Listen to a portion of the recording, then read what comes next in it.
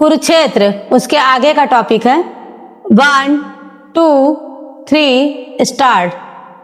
ये जमीन से जुड़े संस्थान अपने मजबूत सामुदायिक जुड़ाव, सामाजिक विश्वास, वित्तीय समावेशन और संगठित ढांचे के कारण स्थानीय स्तर पर जलवायु जागरूकता, सतत प्रथाओं और हरित समाधान को बढ़ावा देने की बेहतर स्थिति में है। क्षमता निर्माण, मार्गदर्शन तथा संस्थागत सहयोग के माध्यम से स्वयं सहायता समूह को सशक्त बनाना, समुदाय की सहनशीलता को बढ़ाने के साथ साथ भारत की जलवायु प्रतिबद्धताओं को भी सुदृढ़ कर सकता है।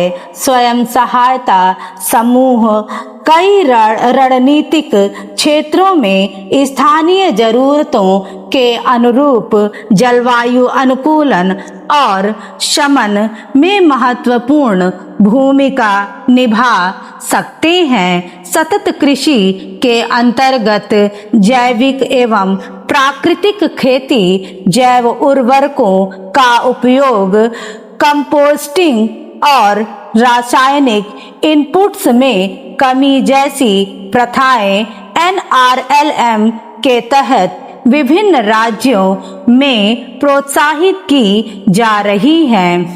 साथ ही ये समूह जलवायु अनुकूलन कृषि पद्धतियों जैसे समन्वित कृषि प्रणाली, किचन गार्डन, जलवायु सहिष्णु बीजों का उपयोग तथा मृदा स्वास्थ्य कार्ड अपनाने में भी महत्वपूर्ण भूमिका निभा रहे हैं।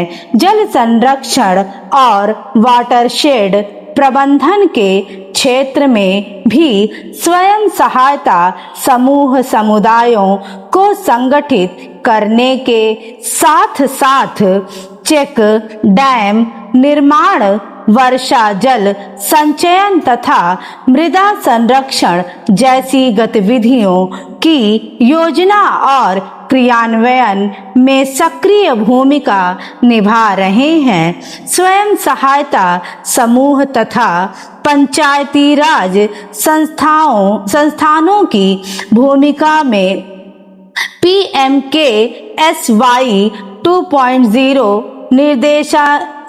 दिशा निर्देशों में भी स्पष्ट रूप से मान्यता दी गई है। स्वयं सहायता समूह अपशिष्ट प्रबंधन और सर्कुलर इकोनॉमी के क्षेत्र में भी महत्वपूर्ण क्षमता प्रदर्शित कर रहे हैं। कई राज्यों में ये समूह ठोस एवं तरल अपशिष्ट प्रबंधन गतिविधियों में सक्रिय रूप से संलग्न है।